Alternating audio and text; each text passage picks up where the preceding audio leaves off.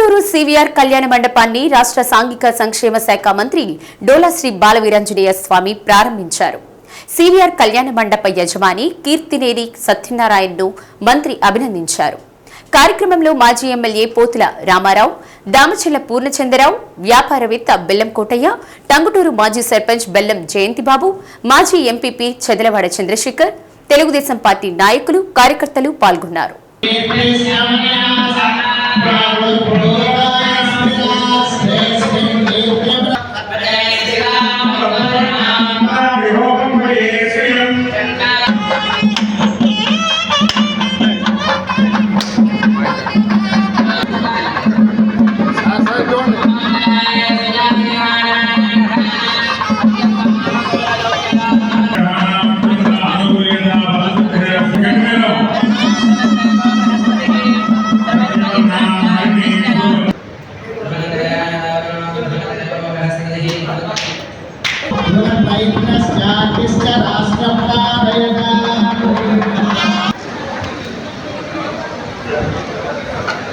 CVR కళ్యాణ మండపాన్ని పునర్నవీకరణ చేసి అదేవిధంగా ఓపెన్గా